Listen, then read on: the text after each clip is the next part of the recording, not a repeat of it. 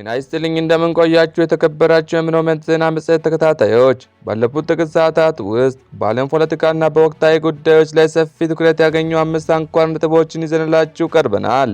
በዛሬው ጥንቅራችን የሩሲያ ጦር በምስራቅ ዩክሬን የምትገኘውን የሉሃንስክ ግዛት ሙሉ በሙሉ መቆጣጠሩን ተከትሎ ፕሬዝዳንት ዘለንስኪ የገለጹት ከፍተኛ ስጋት እንመለከታለን።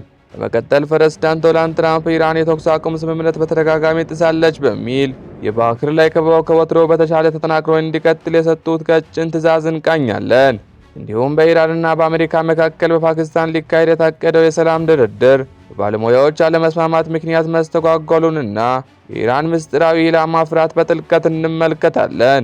ከዚህም በተጨማሪም የአውሮፓ ህብረት በእስራኤል ላይ የንግድ ማዕቀብ ለመጣል ያቀረበው ሐሳብ በጀርመንና በጣሊያን ተቃውሞ ሳይፈጸም መቅረቱን የምንዳስስ ይሆናል። በመጨረሻም ጃፓን ከሁለተኛው የዓለም ጦርነት በኋላ ለመጀመሪያ ጊዜ የጦር መሳሪያዎችን ለውጭ ገበያ ለማቅረብ የወሰነችበትን ታሪካዊ ውሳኔ በዝርዝር እንመለከታለን።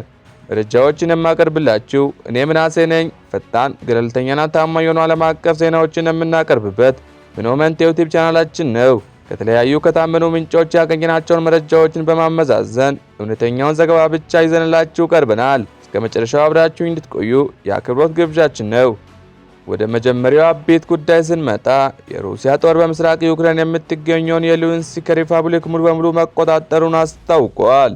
የሩሲያ የጦር አዛዥ ቫሌሪ ጌራሲሞቭ እንደገለጹት ባለፉት 2 ወራት ውስጥ 34 የዩክሬን ከተሞች በሩሲያ ቁጥጥር ስር ውለዋል።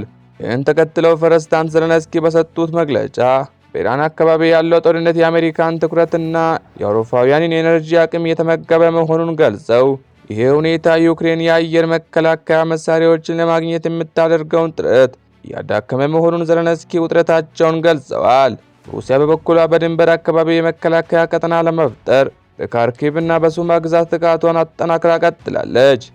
ወደ ሁለተኛው ነጥባችን ስንሸጋገር ፕሬዝዳንት ዶናልድ ትራምፕ በኢራን ላይ የጣሉት የባህር ላይ ከበባ በእጅጉ ተጠናክሮ እንዲቀጥል ቀጭን ትዕዛዝ ሰጥተዋል። ፕሬዝዳንቱ በትሩዝ ሶሻል ገጻቸው ባስተላለፉት መልእክት ኢራን የተኩስ አቁም ስምምነት በተደጋጋሚ በመጣስ ለቀጠናው ሰላም ጠንቅ መሆኗን ገልጸዋል። በትራምፕ አስተዳደር እየተወሰደ ባለው በዚህ ጠንካራ እርምጃ ሳቢያ የኢራን የነዳጅ ኤክስፖርትና የባህር ላይ ንግድ ክፉኛ ተመቷል በማለት በዚህ ምክንያት ሀገሪቱ በቀን እስከ $500 ሚሊዮን የሚደርስ ግዙፍ የኢኮኖሚ ኪሳራ የደረሰባት መሆኑን ፕሬዝዳንቱ በኩራት አብራርተዋል። አክለውም አሜሪካ በኢራን ላይ የጀመረችውን የከፍተኛ ጫና ስትራቴጂ የሚፈልገውን ውጤት እያመጣ መሆኑንና የቴህራን ወታደራዊ አቅም በተለይም የባህር ላይ እንቅስቃሴ ክፉኛ መዳከሙን አረጋግጠዋል። እንዲሁም ይሄ የባህር ላይ ከበባ አሁንም ተጠናክሮ እንዲቀጥል ቀጭን ትዕዛዝ አስተላልፈዋል።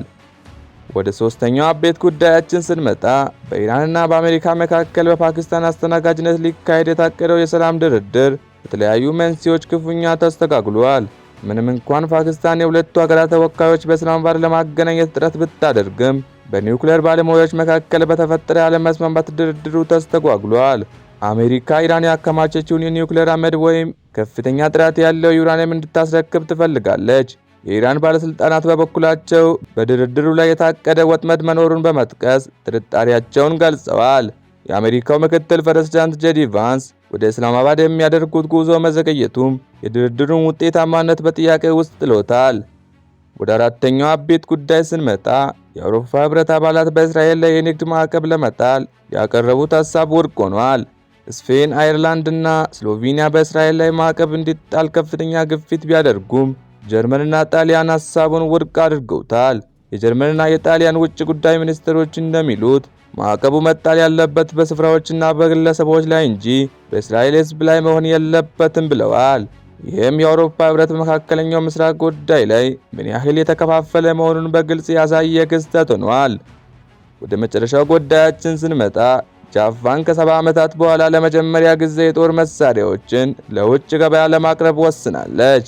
ይህ ታሪካዊ የፖሊሲ ለውጥ ጃፓን ከሁለተኛው ዓለም ጦርነት በኋላ ስትከተለው የነበረውን ሰላማዊ ህገ መንግስት ወደ ጎን ያገለለ ሆኗል።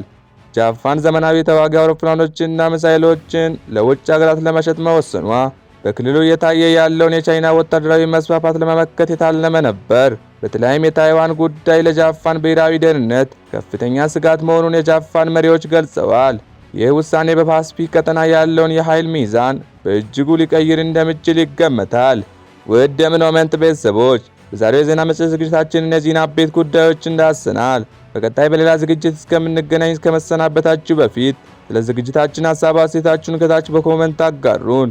እንዲሁም ቪዲዮን ከወዳችሁ ላይክ፣ በተጨማሪም አዳዲስ መረጃዎችን በፍጥነት ለማግኘት ሰብስክራይብ በማድረግ ቤተሰብ እንድትሆኑ እንጠይቃለን።